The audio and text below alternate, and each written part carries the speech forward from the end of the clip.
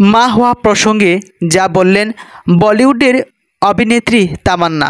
সম্প্রতি এক সাক্ষাৎকারে ওনার ব্যক্তিগত জীবন নিয়ে নানান কথা বলেছেন এই অভিনেত্রী।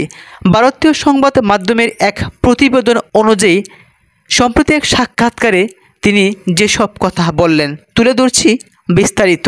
মূলত বলিউডের স্ত্রী 2 সিনেমার আইটেম সং আজকে রাত, এই সিনেমা নতুন করে আলোচনা এসেছেন এই নায়িকা। অনেকেই বলেছেন কৌশিকের স্ত্রী 2 সিনেমার এই গানই অমর করে রাখবে তামান্নাকে।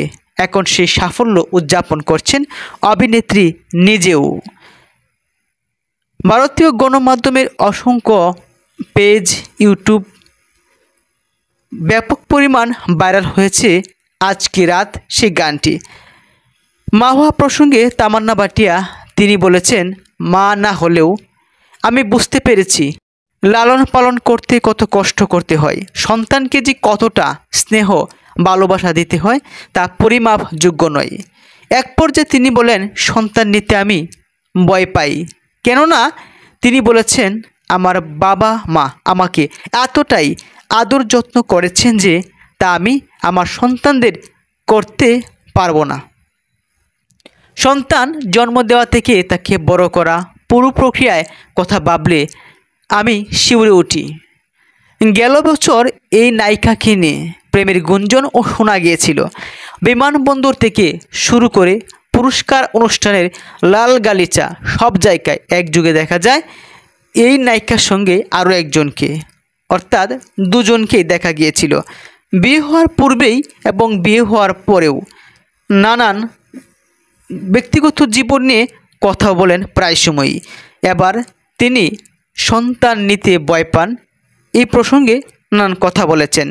অর্থাৎ একদিকে অনেকে বলছেন যে সন্তান হলে মৃত্যুর পরও বাবা এবং মার নামটা পৃথিবীতে থেকে যাবে। অর্থাৎ এই পৃথিবীতে বিয়ে না হলে, সন্তান না নিলে হয়তো মৃত্যুর পর আপনার আমার নামটা নাও থাকতে পারে। তাই অনেকেই বলছেন সন্তান নেওয়া জরুরি যদি সৃষ্টিকর্তা সাহায্য করেন। এই অভিনেত্রী ওনাকে গর্ভে ধারণ থেকে শুরু করে ছোটোকাল থেকে শুরু করে বড় হওয়া পর্যন্ত ওনার বাবা এবং মা যে কষ্ট করে বড় করেছেন তার বর্ণনা দিতে গিয়েই সেই নিদারুণ কষ্টের কথা, সেই দুর্ভোগের কথাও তিনি তুলে ধরেছেন। অর্থাৎ উনি ওনার মাকে অনেক ভালোবাসেন, বাবাকে অনেক ভালোবাসেন। অর্থাৎ ওনার মা এবং বাবা ওনাকে যেমনটা ভালোবেসেছেন এমন ভালোবাসা দিয়ে হয়তো বা ওনার সন্তানকে উনি বড় করতে পারবেন কি না সেটা নিয়েও তিনি বলেন আমি শিউরে উঠি। এই অভিনেত্রীর এই কথাগুলো থেকে অনেককে শিক্ষা নেওয়া উচিত। কখনোই মা এবং বাবাকে অবহেলা করতে নেই। একটা কথা আছে না, গাছ পুরনো হলেও কেটে ফেলা উচিত নয়, কারণ ফল না দিলেও ছায়া দিবে। মা এবং বাবা হলো পৃথিবীর ছায়া। ধন্যবাদ।